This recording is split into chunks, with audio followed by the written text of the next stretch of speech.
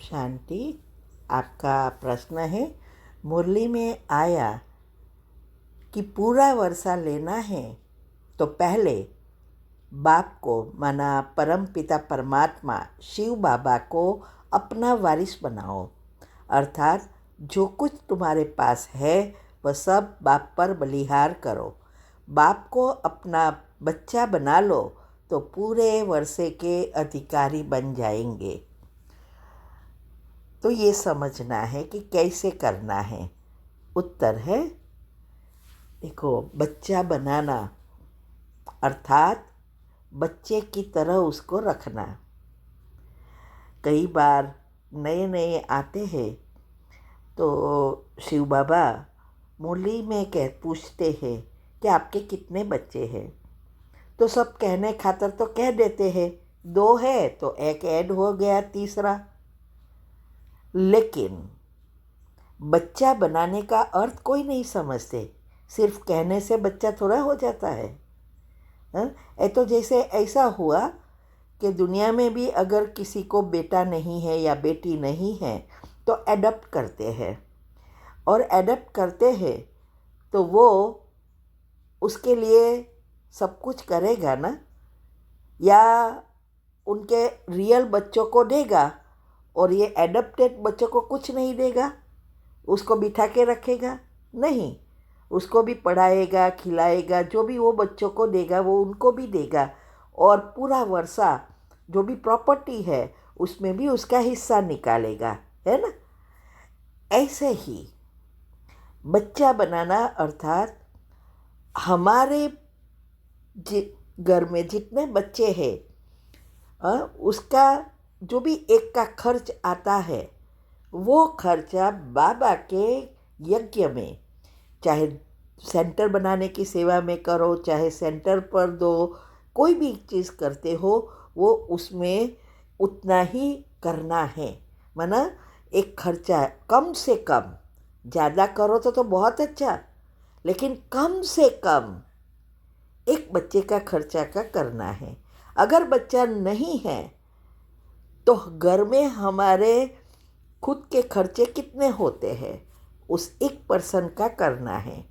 देखो, ब्रह्मा बाबा ने तो क्या किया, सब कुछ उसको दे दिया, कुछ भी नहीं रखा, ना बच्चों के लिए रखा, परसेंटेज भी नहीं, पूरा पर बच्चा बना दिया। तो ऐसे बाप पर बलिहार जाना है। इसीलिए गीता में बहुत अच्छी रीति समझाया है कि भक्त आत्मा मुझे प्रिय है, लेकिन ज्ञानी तू आत्मा मुझे अति प्रिय है। भक्त मेरा छोटा बेटा है और ज्ञानी मेरा बड़ा बेटा है।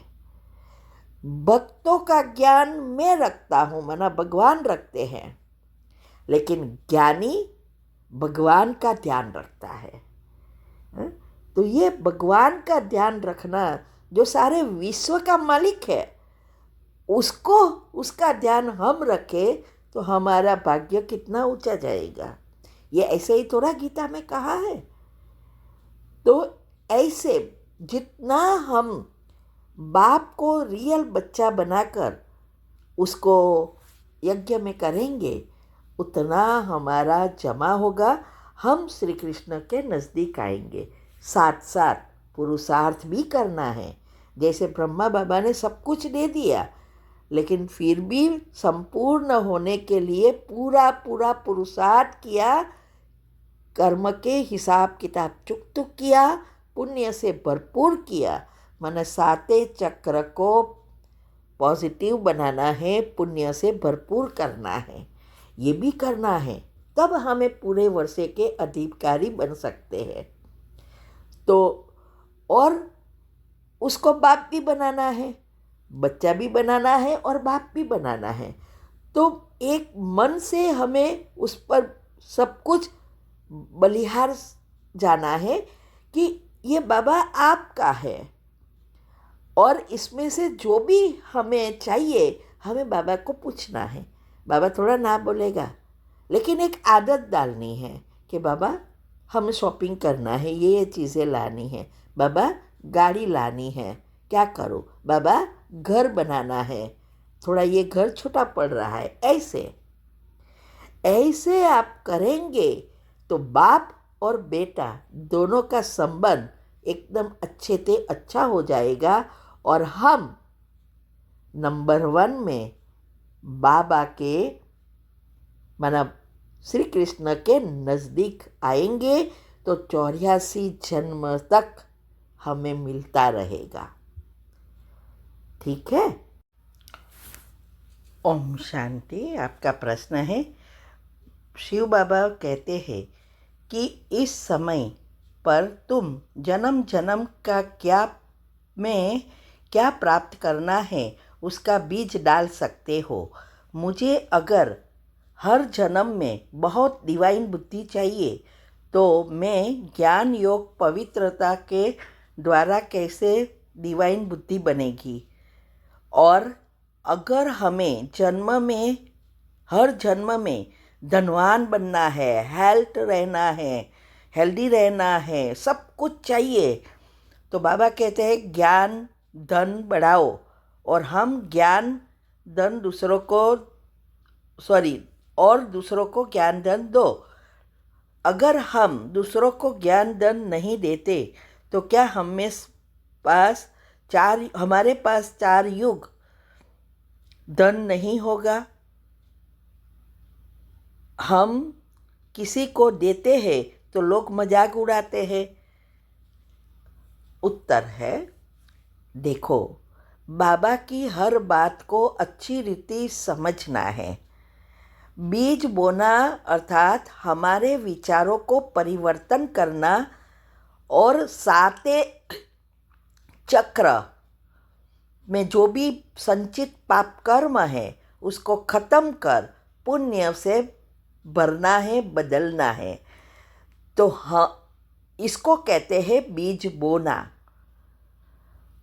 तो ये जो है डिवाइन बुद्धि कैसे बने, मैंने सब कुछ यूट्यूब चैनल पर रखा है।